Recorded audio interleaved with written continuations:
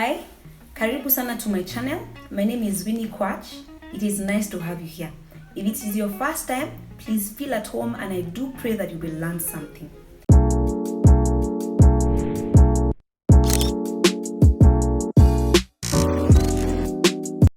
Today I will be sharing about points that we need to consider in trying to be silent.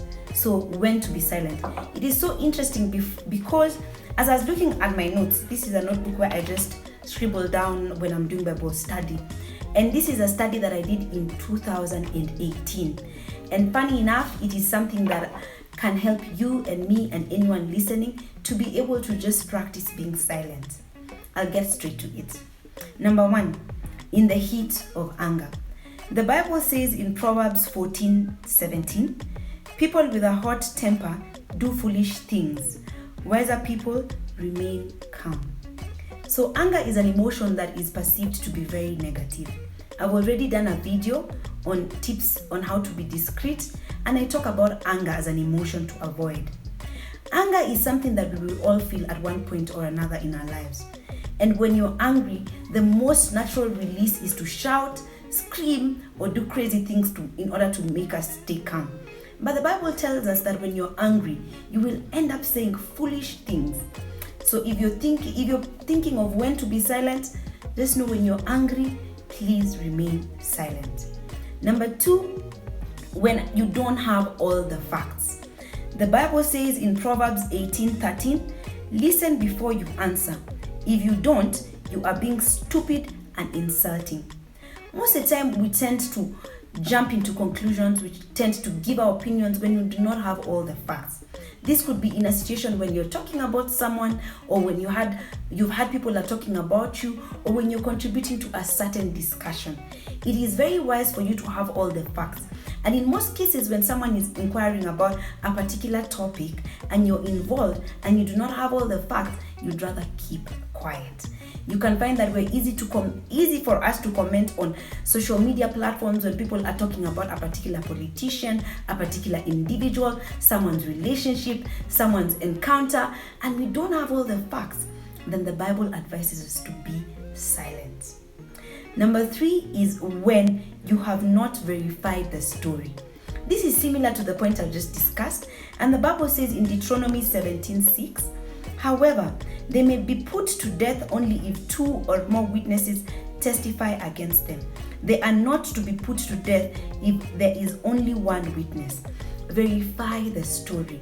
When you've heard about something being discussed about you, and you have the names of the people who've done this, you can approach one person who you're comfortable with, verify the story. The last thing you want to do is call someone, shout at them, tell them you had and you've not verified, and this will only cause you to sin. The other thing, which is number 4, is if your words will offend a weaker person. The Bible says in 1 Corinthians 8:11, so this weak person, your brother, for whom Christ died, will perish because of your knowledge. Sometimes we find that we are quick to run our mouths near people who are just new believers, or people who are struggling to search for that purpose in life. And there's a comment you can make, or there's something that you can do to make them not want to share in your faith. Because if you're preaching love and you're preaching Christ, and you're busy saying things that are hurtful, or you're busy saying things that are not kind, you'll find that this person will not want to love your Jesus. This person will not want that Jesus that you're preaching. The other thing is when it is time to listen. The Bible says there's time for everything. There's time to talk, there's time to listen.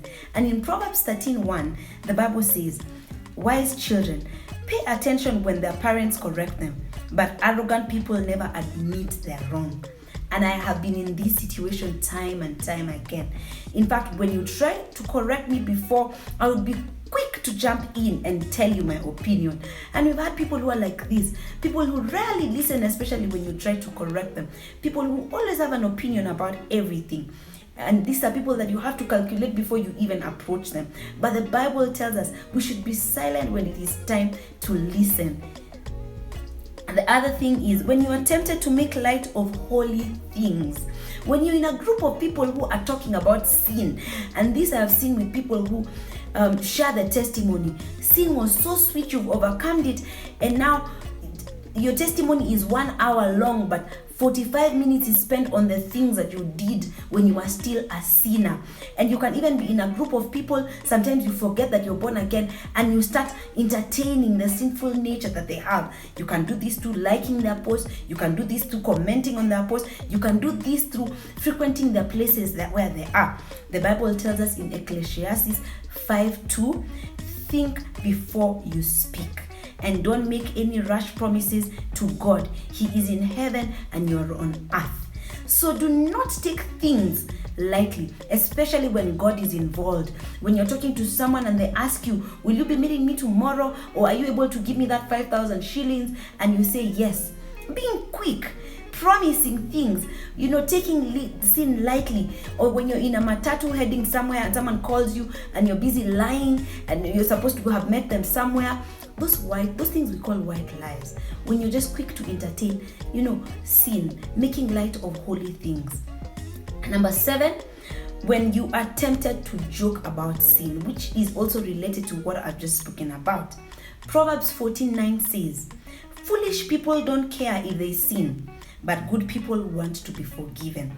Sometimes it is just funny, it is just comforting, and it is the natural thing to do when you're in a group of people who are doing the wrong thing.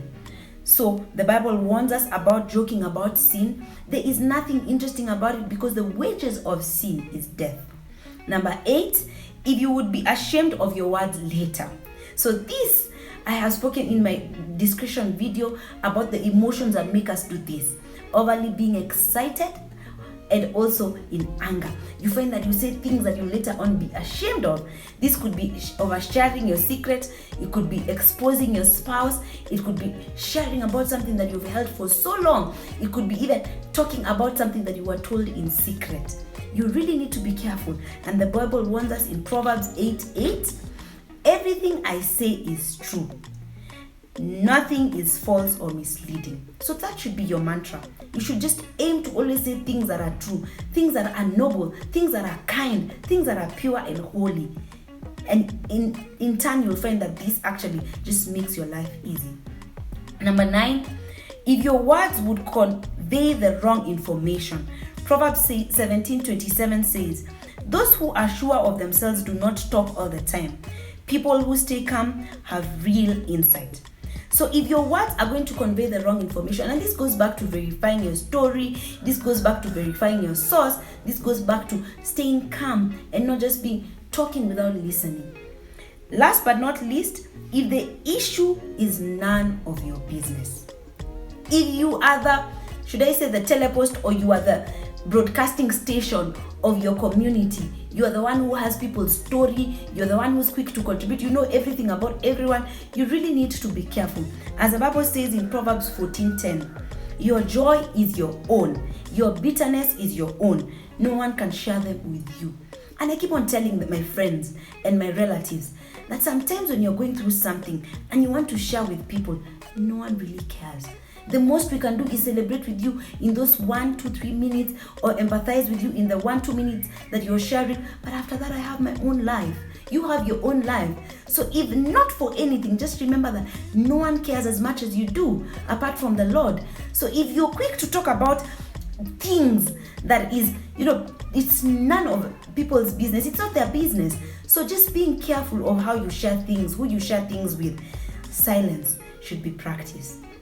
I will be doing part 2 of this series, which is when to be silent.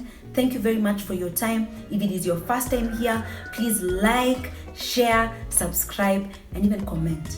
Thank you very much. Until next time, God bless you.